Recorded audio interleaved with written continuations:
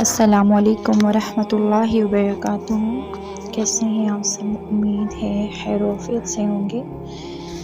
آج میں غار ثور کے بارے میں آپ کو بتانا چاہتی ہوں کہ جب میں غار ثور گئی تو میرے ساتھ وہاں کیا ہوا۔ تو ویڈیو کی طرف بڑھنے سے پہلے جو نہیں ہے تو میرے چینل کو سبسکرائب کر لیں۔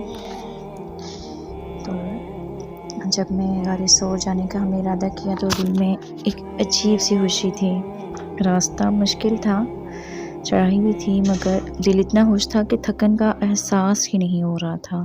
ہم راستے میں چلتے ہوئے باتیں کرتے، کبھی ہنستے اور کبھی اس مقدس مقام کے بارے میں سوچتے جہاں میرے پیارے نبی حضرت محمد صلی اللہ علیہ وسلم نے وقت گزارا تھا۔ جیسے جیسے ہم پہاڑ کی طرف بڑھ رہے تھے، دل کی دھڑکن تیز ہوتی جا رہی تھی۔ ہر قدم کے ساتھ دل میں ایک ہی خیال آیا کہ میں اس جگہ کو دیکھنے جا رہی ہوں جس کا تعلق نبی کریم صلی اللہ علیہ وسلم کی ہجرت کی ایک بہت بڑی داستان سے ہے۔ راستے میں کبھی تھکن محسوس ہوتی تو ہم ایک دوسرے کو حوصلہ دیتے، پھر کوئی بات ایسی ہو جاتی کہ سب ہنس پڑتے۔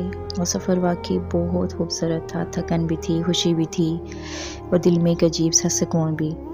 آخرکار جب غار ثور کے قریب پہنچے تو دل بھر آیا۔ کچھ دیر خاموش کھڑی رہی اور بس یہی سوچتی رہی کہ یا اللہ، مجھے کتنی بڑی خوشی نصیب ہوئی کہ میں آج اس جگہ تک پہنچ گئی۔ وہ لمحہ میری زندگی کے ان لمحوں میں سے تھا جنہیں انسان چاہ کر بھی بھول نہیں سکتا۔ وہاں ایسا ہوا نا میرے ساتھ کہ اس لمحے میں ایک جگہ رکی، بیٹھی تو وہاں نا ایک چڑیا میرے بالکل قریب آ کر بیٹھ گئی۔ وہ ایسے تھوڑی دیر مجھے دیکھتی رہی، پھر غار کے قریب منڈلاتی ہوئی نا دور چلی گئی۔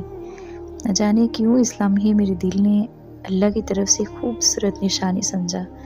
میں نے آنکھیں بند کر کے دعا کی، یا اللہ، جسے تو نے اپنے محبوب کو غار ثور میں اپنی حفاظت میں رکھا، ویسے ہی مجھے اور میرے اپنوں کو ہمیشہ اپنی حفاظت میں رکھنا۔ دعا کرتے ہوئے دل اتنا ہلکا محسوس ہوا جیسے برسوں کا بوجھ اتر گیا ہے۔ مجھے لگا جیسے اللہ نے میرے دل کو جواب دیا ہو کہ فکر نہ کرو، میں تمہارے ساتھ ہوں۔ غار ثور سے واپس آتے ہوئے میں بار بار پیچھے مڑ کر دیکھتی رہی۔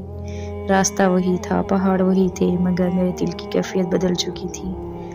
آج بھی جب غار ثور کا خیال آتا ہے تو آنکھیں نم ہو جاتی ہیں، کیونکہ وہاں مجھے صرف ایک مقدس مقام نہیں ملا، بلکہ مجھے اپنے رب پر